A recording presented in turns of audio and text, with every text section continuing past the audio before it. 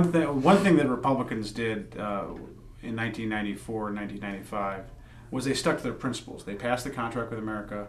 They did all the things they said they were going to, and then they fought. And their energy into shutting the government down, which they all promised to do, and which they did do, carried them and made them their base was very faithful to them.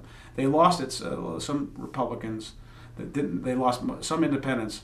But keep in mind, even after the government shutdown, they kept control of the Congress for 8 more years after that. So it wasn't the complete disaster that people thought. What they did lose was the White House. Bob Dole had no chance because they got welfare reform. When they gave welfare reform to the president to sign after a third time, he vetoed it the first 2 times.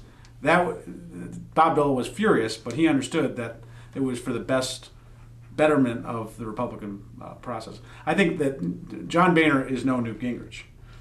He's learned his mistakes. He was in that leadership, and he's not going to make the same mistakes that Newt made. And I think that for Republicans, there's also something else going on here, and that is, with Clinton, they could do business. I don't think they can do business with Barack Obama. Mitch McConnell said that he wants to ensure that Barack Obama is a one-term president. I think that shows the mindset of these guys.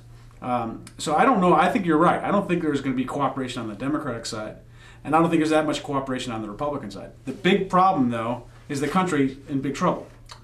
And they might throw them all out if we don't get some progress on some issues.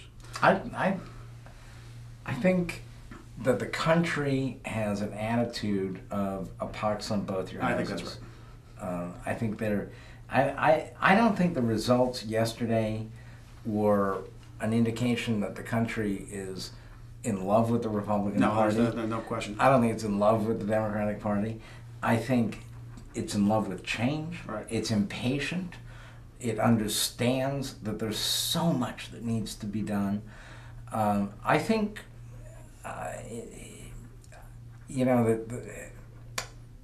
unfortunately, an awful lot of people who voted to throw people out yesterday and who thought we've got to get government under control, we've got to slash spending, so that we can cut taxes.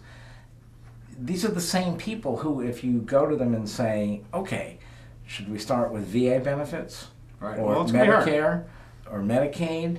How about the fact that, a couple of weeks ago, we intercepted 2 highly lethal explosive devices on planes. Should we cut the intelligence budget and make ourselves less able to protect the country in that way?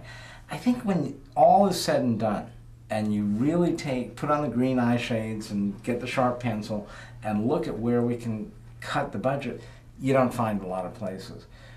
All of that said, the country is terribly unhappy with its leadership across the board, and I think in 2012 there's a very good chance we're going to see a highly viable third-party movement.